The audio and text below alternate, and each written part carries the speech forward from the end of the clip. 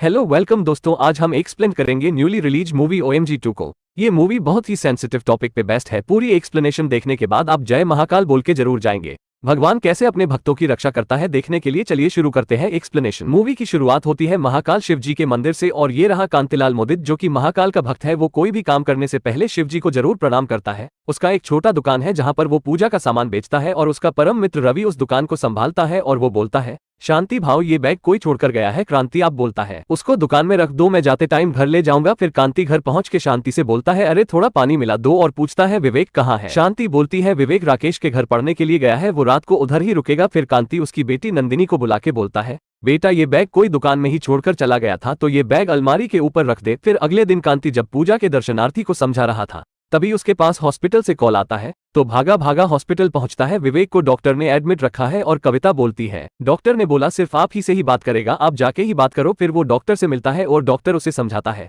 ये थोड़ा गंभीर मामला है। इतना भी गंभीर नहीं, मतलब आपका बेटा जवान हो चुका है। वो जोश जोश में ये लिंक को बड़ा करने के लिए 3 बार ले लिए थे। ये वायग्रा की गोली है, इससे लिंक बड़ा हो जाता है। और फिर वो हंसमठुन करने लगा, फिर बेहोश हो गया। अब ये हॉस्पिटल में डॉक्टर बोलते हैं अपने बेटे से अच्छे से कन्वर्सेशन करो, उससे अच्छे से बात करो, उससे एक दोस्त की तरह मिलो, तभी वो खुलकर तुमसे को सारी बात बताएगा। फिर जी उसके पत्नी और उसकी बेटी को घर जाने को बोलता है। फिर और रात को विवेक को लेके घर आता है और विवेक को बोलता है, अब तुम लेट जाओ, हम लोग सुबह बात करेंगे। फिर वो अगले दिन जाके राकेश से मिलता है जो विवेक का दोस्त है और बताता है, तो अगर मुझे सच्चाई नहीं बताएगा मैं तेरे पापा को बता दूंगा। राकेश तब बोलता है, अंकल स्कूल में सालसा डांस की कंपटीशन थी, उधर विवेक और सोफी एक साथ पार्टनर होकर डांस कर रहे थे। टीचर भी बहुत खुश थे, पर इस बात से रोमेल खुश नहीं था। रोमेल सोफी का बॉयफ्रेंड था और अगले सन विवेक ने देखा कि उसका पार्टनर चेंज हो चुका है। जब वो मम से पूछा, मम ने उसको बताया है कि वो सोफी की मर्जी है। तब सोफी से जाके जब उसने पूछा, सोफी ने बताया, इस नन ऑफ योर बिजनेस। फिर बाथरूम में आके रूममेट उसके दोस्तों के साथ विवेक को चिढ़ाने लगा, ये बोल के कि तेरा बहुत छोटा है इसलिए तुझको कोई लड़की नहीं मिलती, इसलिए सोफी आज मेरे साथ है, इसके लिए मेरा साइज भी मैटर करता है, छोटा पप्पू बोल के उसको चिढ़ाने लगे। फिर विवेक मानो उस बात को दिल में लगा चुका था। घंटों तक को इंटरनेट पर आर्टिकल पढ़ता था और स्केल से खुद का लिंक का मेजरमेंट करता था। इंटरनेट पे ये बोला गया था कि छोटे लिंक होने से वजह से आपका गर्लफ्रेंड टूट जाएगा, आपके गृहस्थ जीवन का भी अच्छा नहीं रहेगा। बहुत सारे लोग तो इसके वजह से सुसाइड भी कर लेते हैं। ये सब कुछ देख के विवेक बहुत परेशान हो चुका था और आर्टिकल पे ये भी लिखा था, अगर आप रोज हंसमठुन करते हो तो आपका लिंक धीरे धीरे बड़ा हो सकता है। पर उसका बड़ा तो नहीं हुआ और विवेक और परेशान हो गया। फिर एक दिन विवेक स्कूल से लौट रहे थे, उधर एक आदमी कोई तो जड़ी बूटी बेच रहा था। वो दावा कर रहा था, ये जड़ी बूटी लगाने से आपका लिंक बड़ा हो जाएगा। विवेक ने वो भी खरीद ली। एक ही दिन में उसने 10 शीशियां खत्म कर दी, पर कोई रिजल्ट नहीं आया। फिर वो एक बैनर देख के डॉक्टर के पास भी गए। वो कुछ लाइट से एक्सपेरिमेंट करते थे। विवेक को बोला गया, ये लाइट अगर जलती है तुमको पता चल जाएगा कि तुम कैपेबल नहीं हो। वो लाल लाइट जल जाती है और विवेक फिर भी डिप्रेशन में चला जाता है। फिर वो कुछ सीनियर दोस्तों से पता करके मेडिकल शॉप में जाके कुछ वीग्रा की 3 गोलियां ले आता है और एक की जगह वो 3-3 खा लेता है। फिर वो मास्टरबेट करके बेहोश हो जाता है। फिर कांति घर जाके विवेक से बोलता है, बेटा हम मिडिल क्लास लोग हैं, मैंने उधारी लेके तुमको इतने बड़े इंग्लिश मीडियम स्कूल में दाखिला कराया,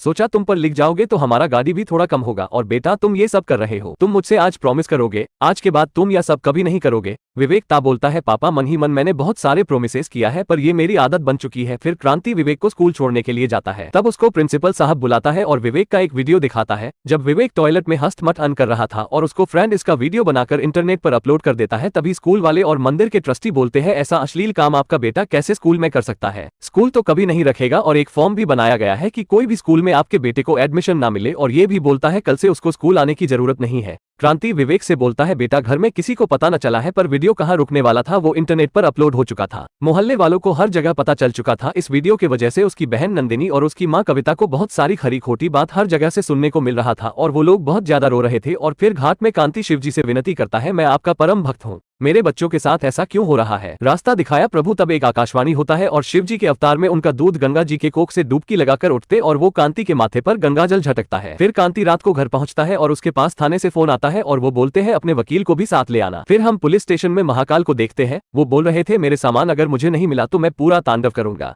ये पूरा पुलिस स्टेशन बस में कर दूंगा। और दूसरी तरफ रोमिल के पापा बोलते हैं, आपके बेटे ने मेरे बेटे को आज गला पकड़ के मारने की कोशिश की है, अटेम्प्ट मर्डर केस, आज मैं इसके ऊपर डालूंगा। तब पुलिस ऑफिसर से बोलता है, सर मेरा बेटा बहुत सीधा है, बिना बात का वो कहीं पर भी नहीं उलझता। तब के पापा बोलते हैं, हाँ कितना सीधा हमको पता है सर, आप ये वीडियो देखिए। तब कांति बोलता है, सर ये वीडियो कहाँ से आ गया। तब पुलिस ऑफिसर जब वीडियो देखते हैं तब बोलते हैं, हाँ कांति साहब मुझे पता चल गया आपका बेटा कितना सीधा साधा है। तब पुलिस ऑफिसर विवेक को बुलाता है। विवेक पहले तो बहुत ज्यादा हिचकिचाता है, पर जिसके ऊपर महाकाल का हाथ हो उसका क्या कोई बिगाड़ सकता है। महाकाल ने जब उसके हाथ पे हाथ रख दिया तब विवेक उनके सामने जाता है और कांति बोलता ही इन लोगों से माफी मांगी। विवेक जब माफी नहीं मांगता तब कांति उसको जोर जोर से थप्पड़ मारता है। तब महाकाल बोलते हैं सत्य को कभी दबाया नहीं जाता। हर हर महादेव ये बोल के उधर से चले जाते हैं। फिर रात को और उनके परिवार उनके गांव के घर जाने के लिए तैयार हो रहे थे और बाथरूम में पड़ सनशन पहुंचते हैं और कांति को बैठने की जगह नहीं मिलता और वो एक बेंच में जाके जब देखता है कोई सोया हुआ है, उसका चद्दर जब हटाता है उधर और कोई नहीं साक्षात महाकाल थे। तब क्रांति पूछता है, भाई तुमने तुम्हारा सामान मिला है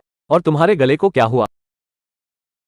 तब महाकाल बोलते हैं भक्तों के विष पीते पीते गला अब मेरा नीला पड़ गया है। असलियत में जो विष विवेक ने पिया था वो महाकाल में समा गया। तो महादेव उससे पूछता है तुम्हारा बेटा कैसा है? कांति तब बोलता है ये तो ये रहा, पर उधर विवेक नहीं था। उसे ढूंढते हुए जब कांति इधर उधर भटकता है, रेलवे ट्रैक में विवेक दिखता है। ट्रेन विवेक की तरफ आ रहा था। फिर कांति विवेक के बचाने जा रहा था पर ट्रेन उसके ऊपर से चला जाता है। कांति सोच ही लेता है कि उसका बेटा मर गया, पर जिसके ऊपर महाकाल का हाथ हो उसको कौन मार सका है? उसको महाकाल ने बचा लिया। फिर कांति महाकाल को सारी बात बताते हैं। वो तो अंतर्यामी है, अपने भक्तों का मन का पिरा वो खूब जानते हैं। फिर वो कांति से बोलते हैं अपने गांव भागने से जैसे कि तुम लोगों का समस्या समाधान हो जाएगा। मोबाइल फोन तो उधर भी रहेगा, वीडियो तो उधर भी सारे लोग देखेंगे। पहले तो ये सोचो विवेक ने जो किया असलियत में किया वो गलत है। सच में क्या ये कोई अपराध है? अगर अपराध नहीं है तो क्यों नहीं है, और अगर अपराध है तो क्यों है? खुद के मन को टटोलो और तुमको तुम्हारा जवाब मिल जाएगा। जो मानव जीवन का सत्य है तुम लोग उसको अश्लील बोल रहे हो। तब कांति बोलता है हाँ प्रभु मैं हार गया, अभी तुम ही बता दो मैं क्या करूं? मैं क्या करूं? मैं जाऊं सिस्टम के खिलाफ केस कर, उन लोगों के खिलाफ केस करूं जो कि मेरे बेटे को बेवकूफ बनाया है, इस स्कूल के ऊपर जिसने बिना सोचे समझे मेरे बेटे को स्कूल से रेस्टिकेट कर दिया। तब है मेरा काम है बस रास्ता दिखाना, चलना तुमको खुद ही है। हर हर बोले फिर वो चले जाते हैं। फिर कांति रेलवे ट्रैक में बैठ के कुछ टाइम सोचता है। फिर वो अपने बेटे विवेक को जाके सॉरी बोलता है और बोलता है बेटा हम लोग कहीं नहीं जाएंगे, हम लोग लड़ेंगे। फिर वो अगले दिन गंगा जी को प्रणाम करके वकील दोस्त, मेडिकल शॉप वाले पे, वो चूरन वाले पे और वो लाइट वाले डॉक्टर पे, इसके साथ ही साथ स्कूल पे भी वो केस करता है। जब वो नोटिस भिजवा रहा था, एक नोटिस वो खुद को भी भिजवाता है क्योंकि वो अच्छे से अपने बेटे की परवरिश नहीं कर पाए। फिर हम कोर्ट में है सारे आरोपी और कांति को देख और जज बोलते हैं ये किया है, ये क्या मजाक चल रहा है, तुम खुद ही के ऊपर केस कर रहे हो। तब कांति का लॉयर बोलता है सर मेरे क्लाइंट के बच्चे के साथ हुए हैरेसमेंट में ये लोग सब जिम्मेदार है और सबसे ज्यादा जिम्मेदार है स्कूल, और स्कूल को माफी मांगना पड़ेगा और शिव जी को 101 रुपए अर्पण करके विवेक को फिर से एडमिशन दिलाना पड़ेगा। फिर स्टीफन स्कूल की तरफ से लॉयर कामिनी आप, और वो बहुत बड़ी लॉयर है, वो आते ही सारे इंडिविजुअल लॉयर को बोलती है मैं आपकी तरफ से केस लड़ूंगी। और कांति के लॉयर भी बोलते हैं भाई इससे मैं नहीं लड़ सकता, ये बहुत बड़ी लॉयर है, तुम दूसरे किसी को पकड़ो। तब कामिनी बोलती है मैं ये किस बेस पे केस रजिस्टर करने की बात बोलते हैं, इनके बेटे ने जो अश्लील की इसलिए उसको रेस्टिकेट करा गया और ये केस पूरी बेबुनियाद है। फिर क्रांति बोलता है सर मुझे थोड़ा टाइम दिया जाए, मेरा लॉयर भी जा चुका है। फिर कांति को कोर्ट अगली डेट देता है। कांति घर पहुंच के देखता है उसकी बेटी रो रही थी, बोल रही थी पापा भाई ने ये करने से पहले एक बार भी हमारे बारे में नहीं सोचा, मोहल्ले वाले हम पे थूक रहे हैं। तभी अलमारी के ऊपर रखा हुआ दुकान से लाया गया वो बैग गिरता है और उसमें से कुछ पुराने पुस्तक है और मूर्तियां गिरती है और कांति वो बुक्स देख के अचंभित हो जाता है और एक एक करके सारी बुक पढ़ने लगता है। और इंटरनेट में जब रिसर्च कर रहा होता है उसकी बेटी उसका मदद करता है। आखिर में परिवार ही सबका काम देता है। फिर कांति जाके शुद्ध हिंदी में पेटिशन देता है, ये बोलता है सर मेरे तरफ से कोई लॉयर नहीं लड़ना चाहता तो मैं मेरी खुद की केस लड़ना चाहता हूं, और जज साहब भी सहमति दे देते हैं। तब कामिनी बोलती है जब इनके बेटे ने स्कूल के बाथरूम के अंदर जो अश्लील काम किया है वो बहुत ही शर्मनाक है। तब कांति बोलता है क्या शर्मनाक, क्या अश्लील, अब ये क्या बोल रहे हैं? तब कोर्ट में जज बोलते हैं अब ऐसे ही नहीं काउंटर कर सकते हैं, जब आपको बोला जाएगा आप तभी बोलेगा। तब क्रांति बोलता है सर हस्तमाथुन करना कहाँ गलत लिखा हुआ है, कोई किताब मुझे दिखा दो मैं मान लूंगा। तब कामिनी बोलती है कहीं लिखा नहीं है, ये गलत है और इसी वजह से स्कूल ने इनके बच्चे को रस्टिकेट किया और ये गुस्सा अब स्कूल से निकाल रहे हैं अपने बच्चे को सही प्रूफ करने के लिए। तब कांति बोलते हैं सर ये गलत बोल रही है, असलियत में मेरे बेटे ने जो भी किया वो अज्ञानता जिज्ञासा और बहकावे में किया। अगर इस स्कूल वाले ऐसी शिक्षा अपने स्कूल में ही दे देते तो मेरे बेटे का ना ये वीडियो बनता ना ये लोग मेरे बेटे का फायदा उठा पाते। तो ये स्कूल की गलती है, उन्होंने पढ़ाई तो बहुत करवाया है, यहाँ पर सेक्सुअल एजुकेशन नहीं दी। तब कामिनी बोलती है ये कोई भी स्कूल नहीं सिखाता, ऐसा कोई सिलेबस नहीं है जहाँ पर सेक्सुअली क्वेश्चन सिखाया जाए। तभी कांति अपने बैग से पंचतंत्र की एक किताब निकालता है जो कि बहुत जगह पर इंडियन हिस्ट्री लिखा गया है, जहाँ पर विज्ञान धर्म के साथ साथ कामशास्त्र भी सिखाया गया है। तो जब साहब ये कैसे बोल सकती है कि कोई भी किताब में नहीं सिखाया गया? फिर कामसूत्र और चरक अस्मिता की भी किताबों दिखाते हैं जो भी बहुत बड़े बड़े ज्ञानी ने लिखे हैं, और वो बहुत सारे फोटोग्राफ भी दिखाते हैं जहां पर अजंता पुरी और खजुराहो, इसके साथ साथ बहुत सारे मंदिर के भी फोटो थे जिसके दीवारों पे कामसूत्र से इंस्पायर हुए बहुत सारे नकाशे बनाया गया है। तब कामिनी बोलती है ये सब बेफिजूल की चीज है, इसलिए स्कूल आपसे माफी नहीं मांगेगा। जज बोलता है वो तो मैं देखूंगा ना, और वो कांति से बोलते हैं आपके बात पे दम है, हम आपके केस रजिस्टर करते हैं। फिर अगले दिन मंदिर के पुजारी आते परिवार को सुनाता है कि ऐसे परिवार से मंदिर का कोई रिश्ता नहीं है, और फिर कोर्ट में जज सेल्फी ले रहा है क्योंकि कोर्ट में इतने लोग इससे पहले उसने नहीं देखा। ये सीन बहुत ज्यादा फनी था, कोई तो बस एंटरटेनमेंट के लिए आ गया था। फिर कामिनी कांति से बोलता है अगर तुम सेक्स के बारे में खुल्लम खुल्ला बात करना चाहते हो तो मैं विवेक को बुलाना चाहूंगा। फिर विवेक को कटघरे में खड़े करके कामिनी पूछती है, तुमने जो स्कूल बाथरूम में किया तुम्हारे नजर में किया वो सही था? तुमने स्कूल के बाथरूम में जो भी किया तुम बोल के बता सकते हो? और कामिनी जब और ज्यादा जोर देता है विवेक तब कटघरे से भाग जाता है। फिर रात को जब घर में सब लोग सो रहे थे, बाहर से कोई शिव जी का गाना गा रहा था। बाहर जाके कांति देखता है, उधर और कोई नहीं साक्षात महादेव थे। पर कांति को क्या पता था कि वो साक्षात शिव जी से बात कर रहा है। तब शिवजी कांति से बोलता है, कांति परेशान मत हो, जो सुनने में अच्छा लगे वही बोलो, शर्म मत करो। जो बात पूरी दुनिया को पता है वो खुल के सबके सामने बताओ, तुम्हारे समस्या का समाधान हो जाएगा। हर हर महादेव। और ये बोल के वो चला जाता है। फिर अगले दिन जब कामिनी तमाशा करने के लिए कोर्ट में उसकी बेटी और पत्नी को बुलाती है तो कविता और नंदिनी मानो पानी की तरह सब बात बोल रहे थे। नंदिनी बोलती है, मैस्टरबेशन ये तो नॉर्मल है, सब लोग करते हैं। और कविता बोलती है, बच्चे होने के टाइम तो सब लोग उन्हें किया होगा, आपने नहीं किया, इसमें शर्म किस बात की? तब कामिनी बोलती है, आपकी फैमिली तो बहुत मॉडर्न है, घर से आपने सीखा के लाया है ना। चलो ये भी ठीक है जज साहब, अब मैं एक सेक्स वर्कर को बुलाना चाहता हूं जिसका बच्चा ये स्कूल में पढ़ता है, पर हम लोग कभी भी उन पर कोई दबाव नहीं बनाए, पर ऐसे अश्लीलता को कभी भी मेंटेन नहीं करेंगे, इसलिए विवेक को रस्टिकेट कराया गया। तब क्रांति पूछती है, सर मैं इनसे कुछ पूछ लूं? के परमिशन के बाद वो पूछती है, आपको ये काम किसने सिखाया? तब उसे बोलती है, मुझे मेरे बहन ने सिखाया और उनको मे भी उनके बहन ने सिखाया होगा। वो बोलती है हाँ, और दो मूर्तियां दिखा के बोलता है, आपको ऐसे सेक्सुअल पोजर्स आते हैं क्या? वो सेक्स वर्कर हिचकी चाहते हुए बोलता है, हाँ मुझे आते हैं, ये सब मुझे सिखाया गया है। तो कांति बोलता है, आप जिनके साथ सेक्स करते हुए आपको क्या मजा आता है? तब वो, मुझे मजा नहीं आता सर, सारे मर्द मजे लेने आते हैं, कोई आता है शरीर की भूख मिटाने के लिए, कोई आपके मारता पीटता है और कोई आके रोता है, उनको पता ही नहीं क्या एक लड़की कैसे खुश होती है, कैसे उनके साथ म्यूचुअली संभव किया जाए। तब कांति बोलता है, आप क्या चाहेंगे? आपका बच्चा भी ऐसे ही बने, वो भी किसी लड़की के साथ सामूहिक संबंध ना बना पाए, उसके मन को ना पढ़ पाए, वो सब तो उसको आप नहीं सिखा सकते हैं ना, उसको कौन सिखाएगा? उसको तो स्कूल ही सिखाएगा। उस बात पे उसे सेक्स वर्कर एंग्री करता है। तब कांति बोलता है, और अगर साहब मेरे बेटे को भी ऐसा समझाया गया होता तो आज ये दिन नहीं आता। फिर कांति जड़ी बूटी को, वो बल्ब वाले डॉक्टर को और मेडिकल शॉप वाले को बुलाते हैं और सब लोग ढोंगी निकलते हैं और वो लोग खुद अगरी करते हैं, कोई भी जड़ी बूटी, कोई भी विग्रा से आपके लिंक बड़ा नहीं हो सकता, हम लोग बस लोगों को झूठी आशा बेचते हैं। फिर कांति स्कूल का किताब दिखा के बोलता है, ऐसा देखिए मेंढकों का रिप्रोडक्शन, इसके साथ साथ एक गाय एक बछड़े को दूध पिला रही है, ऐसी फोटोज भी दर है, पर उनको जो पढ़ रहे हैं वो इंसान है, तो इंसानों का किधर है? तब कामिनी बोलती है, ये सब पॉसिबल नहीं है, बोलना जितना आसान है इम्प्लीमेंट करना उतना ही मुश्किल है।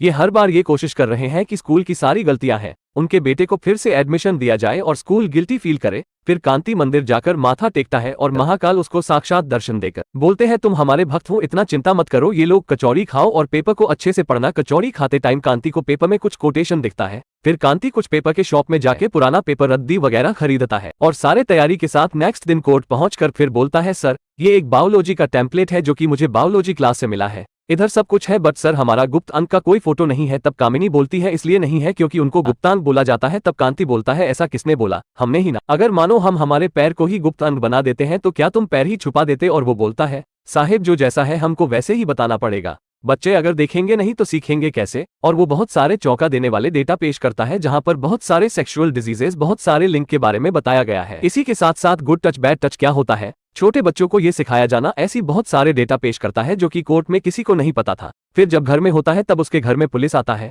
टोटल 47 केसेस लेके जो कि देश के अलग अलग जगह से हुआ है, उनके क्वेश्चन करने की वजह से। फिर उसी के चलते सेटलमेंट के लिए स्कूल वाले उसको बुलाते हैं और उसको 1 करोड़ रुपए का ऑफर देता है। स्कूल के दबाव से और समाज के प्रेशर से उसने हाथों कर दिया और सिग्नेचर भी कर दिया, पर घर लौटते टाइम उसका गाड़ी से एक्सीडेंट हो जाता है। फिर उस हॉस्पिटल के आईसीयू रूम में महादेव दिखते हैं जो कि उसको बोलते हैं, तूने मेरा पूरा रूप नहीं देखा, और वो अपने संपूर्ण रूप का दर्शन देते हैं। और कांति तब जोर जोर से रो के बोलता है, महादेव मैंने आपको नहीं पहचान पाया, इतनी बड़ी भूल मुझसे कैसे हो गई? महादेव बोलते हैं, इससे भी बड़ी भूल ये है कि तू तेरे मार्ग से भटक गया। मेरे भक्त हो के तू मार्ग से कैसे भटक सकता है? तू महादेव का भक्त है, तू इतना जल्दी नहीं मर सकता, तूने जो काम अधूरा छोड़ा है उसको तू ही पूरा करेगा। फिर कांति जिंदा आईसीयू से निकलते हैं और उसको देख के सब लोग चौंक जाते हैं। फिर महादेव उसको लिफ्ट देता है कोर्ट तक, और तब तक कोर्ट में कामिनी साबित कर चुका था कि कांति लालची है, उसने पैसे के लिए ये सब कुछ किया था, पर उसे क्या पता था कि खेल अभी बाकी है। फिर क्रांति आके बोलता है, सर मैंने स्कूल के दबाव में चेक तो ले लिया था, पर मैंने बैंक में जाके कैश नहीं कराया। तब कामिनी बोलता है, ओके चलो सब मान लिया, अगर विवेक स्कूल आने के लिए रेडी है तो स्कूल में हम लोग उसको एडमिशन देंगे।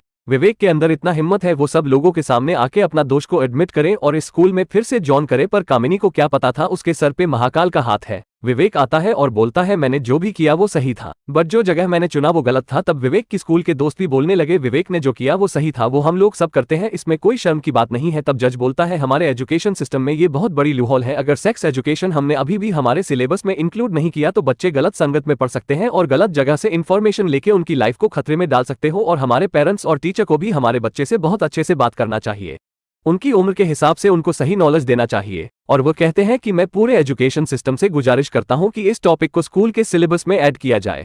और साथ ही कहते हैं कि जिन चारों लोगों ने गलतियां की है, भाई 11 रुपये, 21 रुपये, 91 रुपये और रुपये 101 रुपये कांति को कंपनसेशन के रूप में दे, ताकि वह महाकाल को चढ़ावा दे पाए। और विवेक को भी स्कूल में दोबारा एडमिशन मिल चुका था। आखिर में कामिनी कांति से कहती है, आप ये केस क्यों जीते जानते हैं? क्योंकि आप यह अपने परिवार के लिए कर रहे थे और मैं यह अपने बिजनेस के लिए कर रही थी। वह आर्ट में उनसे माफी भी मांगती है और जिसके साथ ये कहानी खत्म होती है। और मैं आशा करता हूं कि आप सभी को यह मूवी बहुत ही पसंद आई होगी। अगर आपको एक्सप्लेनेशन पसंद आता है, वीडियो को लाइक करें, चैनल को सब्सक्राइब करें और कमेंट सेक्शन में अपना ओपिनियन दे। तब तक के लिए बाय बाय।